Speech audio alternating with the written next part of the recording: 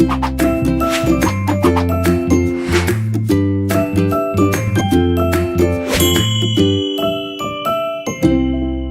nome é Maria Conceição Borges Dantas, mas comumente eu gosto de ser chamada de Maria Borges. Eu sou assistente social já há algum tempo, né? Já há uma década, e atualmente eu tenho como área de trabalho a política de educação, em especial a educação profissional e tecnológica, no caso o Instituto Federal, né, que é uma política que sofreu aí uma grande expansão,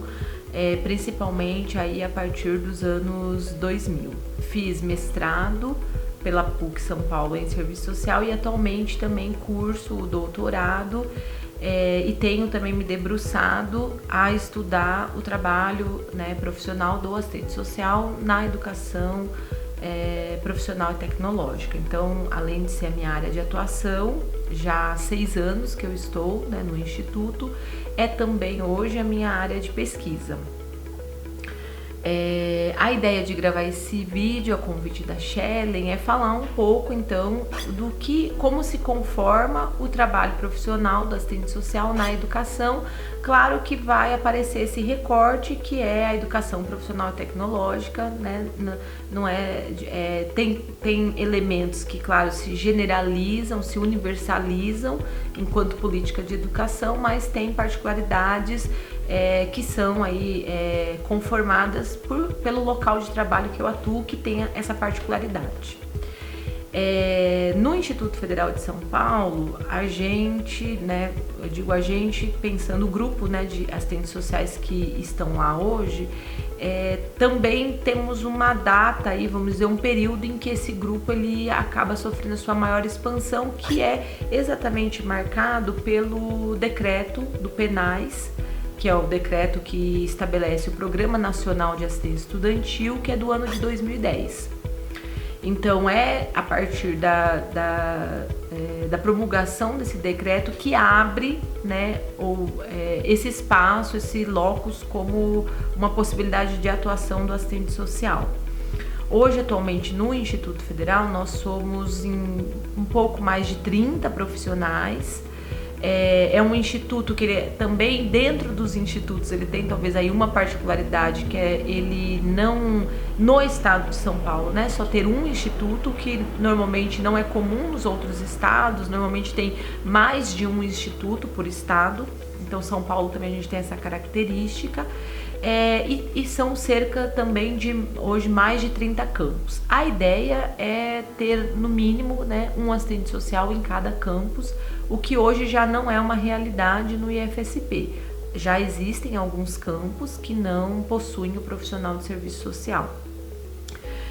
Penso, né, que a atuação do profissional de serviço social na educação, ela está, né, também relacionada às nossas competências e atribuições aí de uma forma mais geral, pensando mesmo a escola como um espaço onde também se manifestam as diversas expressões da questão social. Então a urgência, a necessidade, eu diria, né, a exigência mesmo de estarmos nesse espaço também está relacionado a exatamente lidar, né, poder lidar ou pensar mediações para lidar diretamente com as expressões da questão social, que no ambiente escolar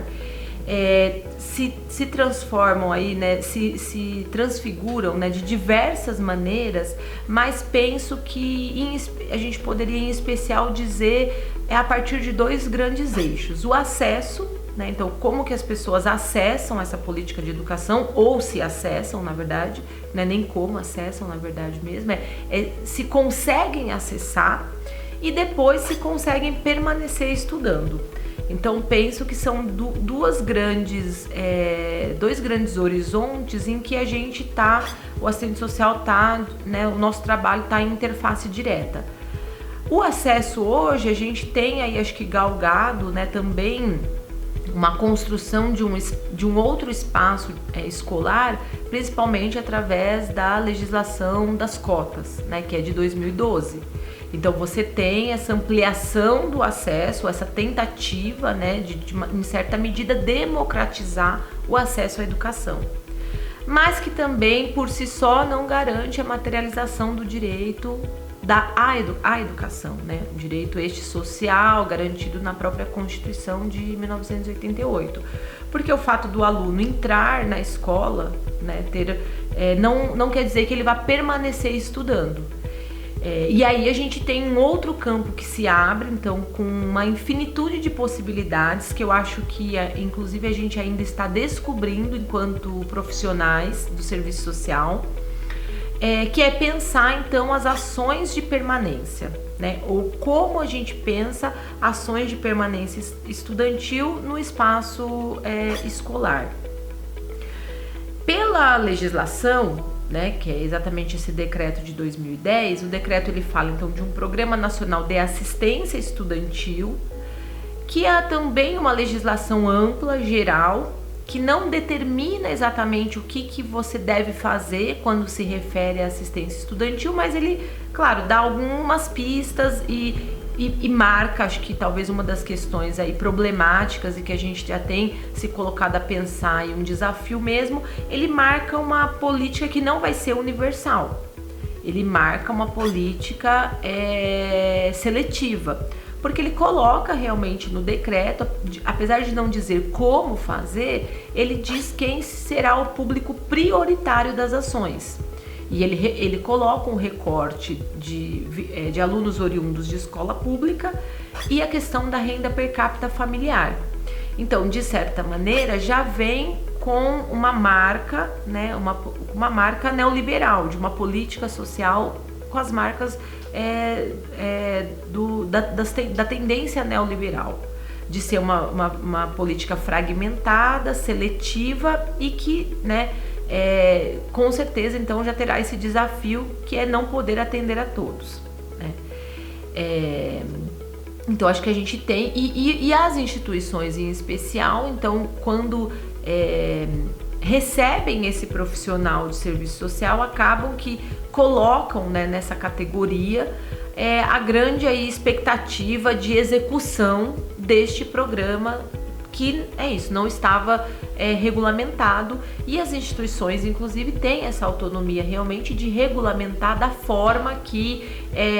entender que for o melhor caminho, a melhor forma, e tanto que você não tem um padrão, né? Claro que a gente hoje conversa e troca dentro dessa perspectiva do trabalho do assistente social na educação, há muitas similitudes no que a gente faz. Então, em geral, se transformou num programa de transferência de renda, né? Se transformou em programas que concedem um auxílio financeiro para o aluno, seja pela análise de renda per capita, por uma análise socioeconômica. Como essa análise socioeconômica também é feita, há diferenças no sentido das condições que cada lugar propiciam. Alguns profissionais têm as condições de fazer entrevista, visita, outros profissionais fazem análises documentais. Então, não existe um padrão neste trabalho, mas existe coisas que foram se construindo de formas parecidas, até pelo recorte que a própria política apresentou naquele momento. Então foi dado, né, um orçamento, foi direcionado um orçamento para essa política, mas que não disse muito o como fazer, mas apontou esses elementos da seletividade, né, de um critério de renda, que foram dando aí né, elementos para elas serem regulamentadas. A questão, acho que hoje a gente tem, depois de algum tempo, né, após a implementação de 2010, então a gente já vai, né, quase uma década de implementação do decreto, acho que a gente também começa, enquanto profissionais, se questionar sobre o próprio programa, sobre as próprias limitações enquanto uma política pública, né, social, o que ela não dá conta, e talvez o que a gente também, né, quando foi regulamentar, também não, naquele momento talvez não tinha, né, a mediação necessária, a maturação e o próprio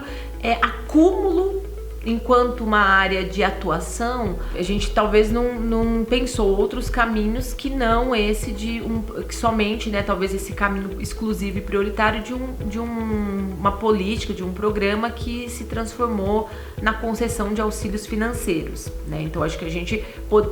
hoje talvez a gente vem já conversando e refletindo sobre outras possibilidades, né, que a própria política nos permitiria, mas que a gente também tá construindo agora esses novos caminhos. Porque a gente também hoje acho que já tem talvez um acúmulo maior, né, teórico, até de produções, porque também, né, a gente vê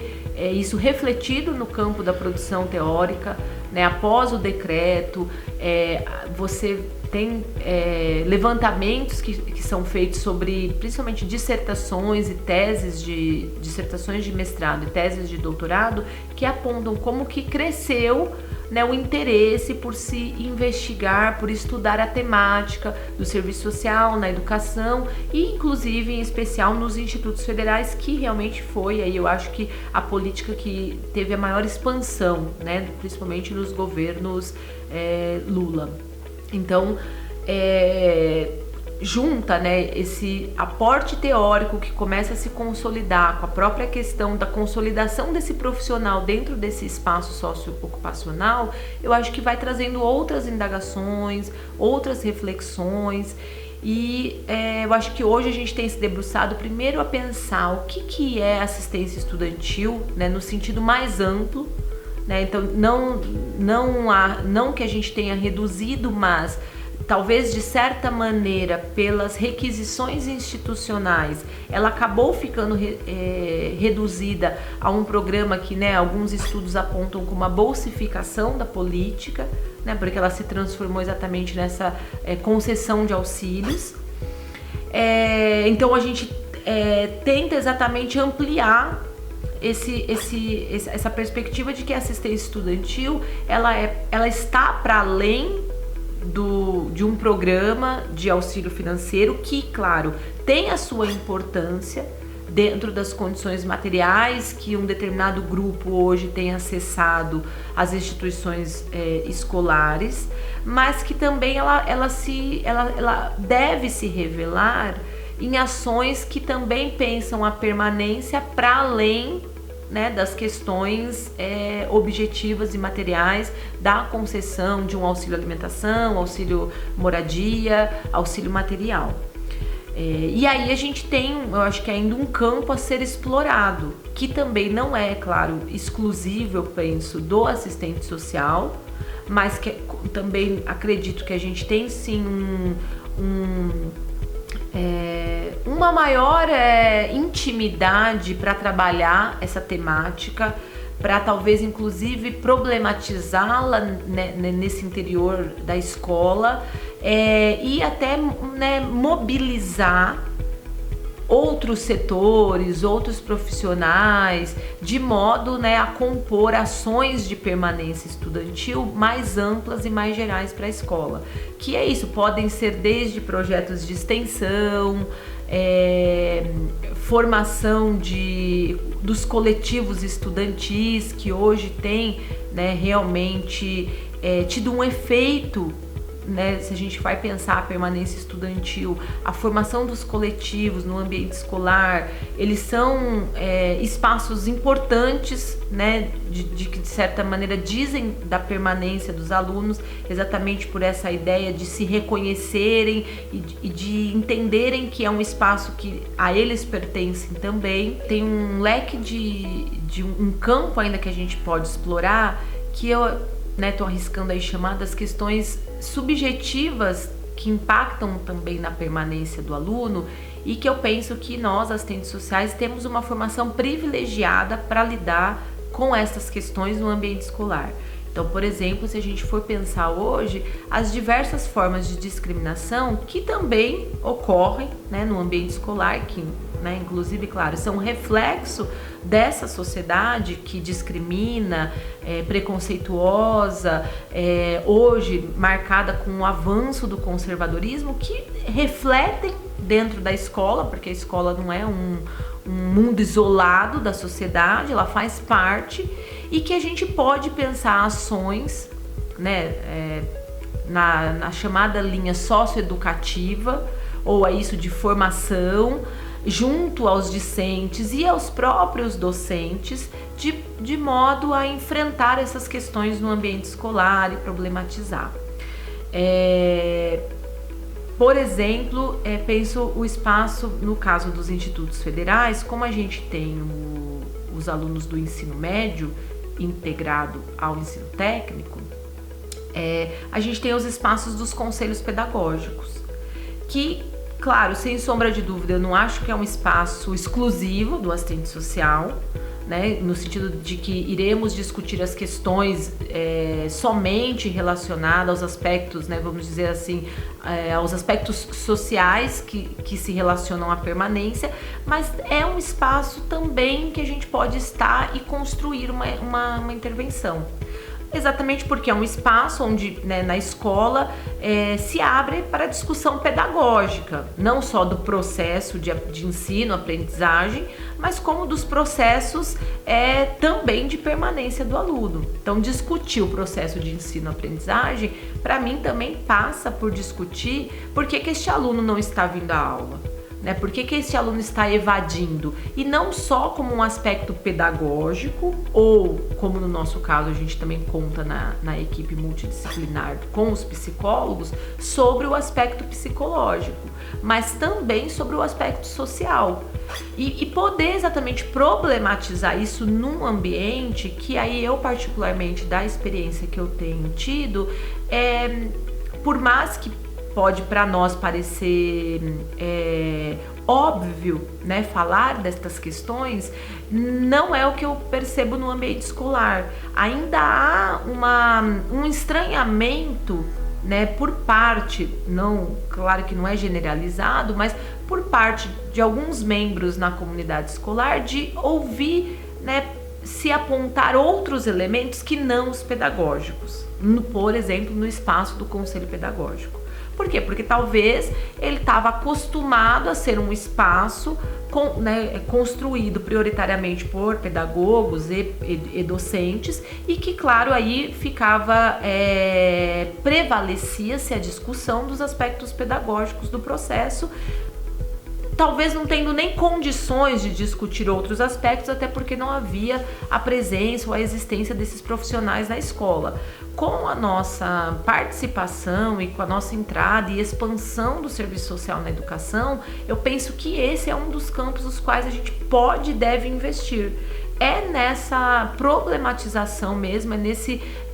nessa apresentação de que os elementos sociais, né, que a gente sabe muito bem analisar, olhar, levantar, identificar, eles também estão totalmente relacionados, tanto ao processo de ensino-aprendizagem, quanto ao processo também de permanência deste aluno. Então ele não evade somente porque, né, ele não consegue aprender a matemática. Né? Ele evade porque ele está sofrendo discriminação, ele evade porque ele sofre alguma situação de violência, ele evade por outros motivos que eu penso mesmo que hoje você tendo a composição, né, em geral nas escolas, das equipes multidisciplinares, potencializam a possibilidade de olhar para essas questões e pensar em intervenções, né? Seja isso no campo da formação com docentes, né? Nós temos colegas no Instituto Federal que têm experiências muito interessantes com formação com docentes para exatamente trabalhar estas temáticas, projetos de extensão com os alunos para discussão da educação na perspectiva dos direitos humanos, formação não direta, mas uma participação indireta na formação dos coletivos, dos discentes. Então, espaços esses que a gente, de certa maneira, tem muito a contribuir, mas que penso que é isso. Num primeiro momento, quando fomos, né, convocados, vamos dizer assim, né, pelas instituições a atuar, não foram revelados, né, logo de cara para o profissional. Acho que a gente é que tem se apropriado desse espaço da educação, claro que é pautado na própria concepção de educação que o serviço social tem, né? Educação sendo esse espaço de disputa, onde projetos educacionais refletem projetos societários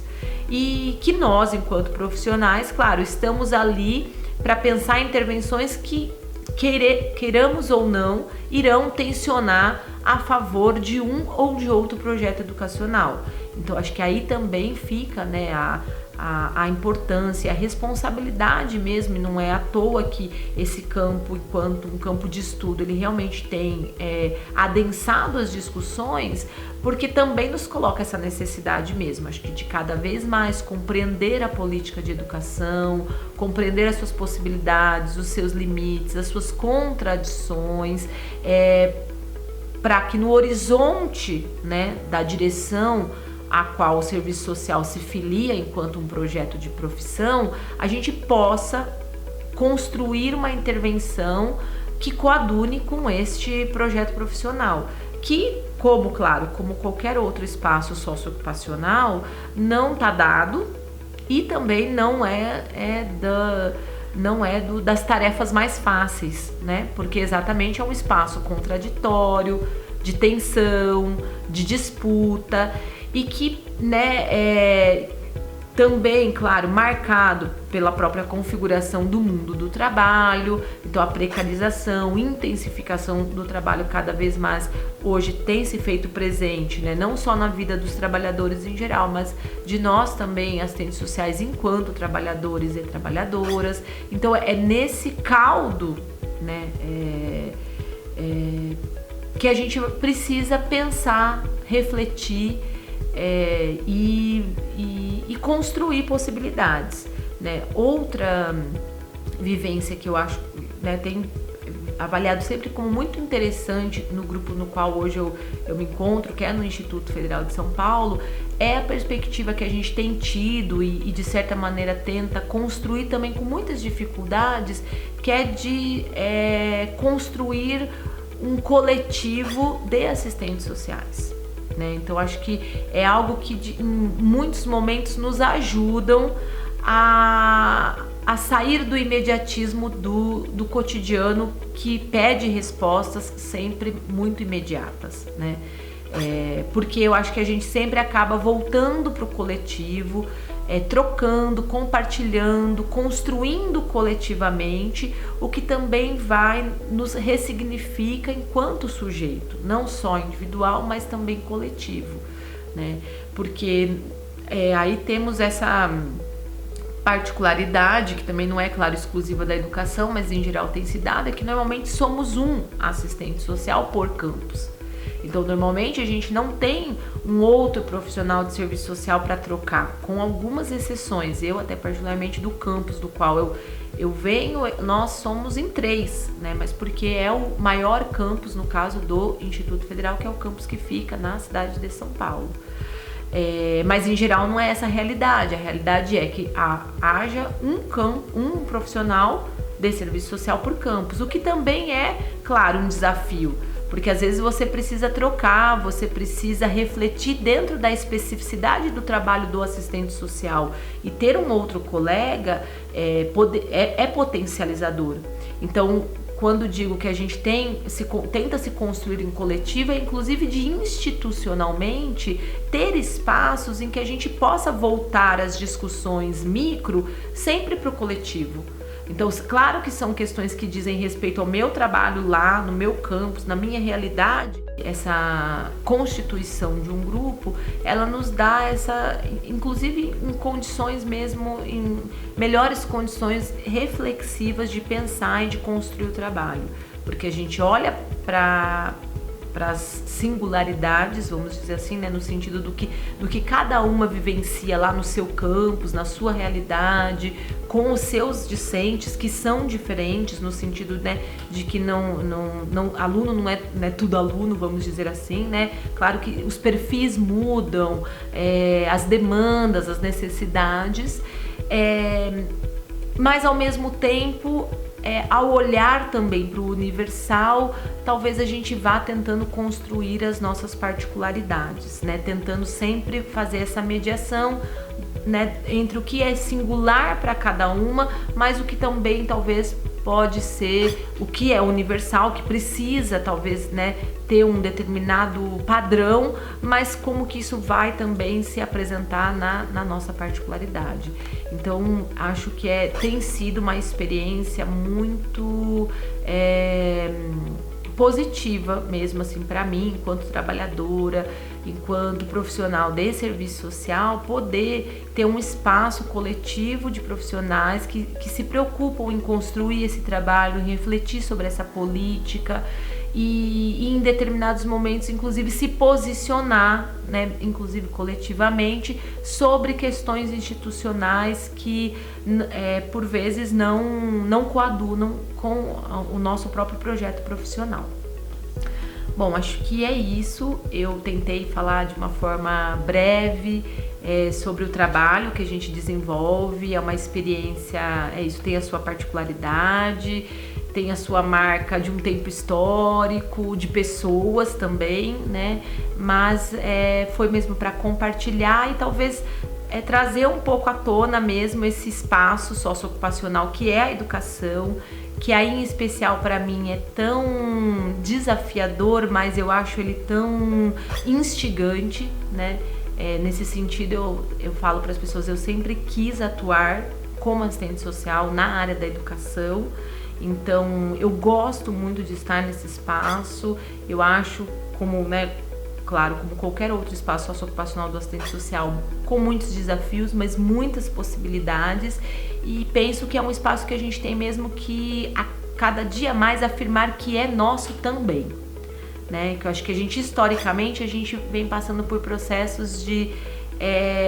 horas a gente avança, né, no sentido que a educação abre espaço, horas a gente perde um pouco esse espaço. E eu acho que a gente tem um momento propício no sentido de que houve uma grande expansão, seja nas universidades, pelos institutos federais, de também abrir outros espaços dentro da educação, né? As escolas de educação fundamental, ensino médio, porque eu não tenho dúvidas de que nós assistentes sociais, podemos colaborar de uma forma única dentro da política de educação. Agradeço a Shellen pelo convite, peço desculpas, né, por alguma coisa, porque, né, não é muito a minha praia fazer vídeos, então a gente também vai aprendendo a lidar com as novas tecnologias, e agradeço então imensamente. Um beijo para todo mundo. Obrigada.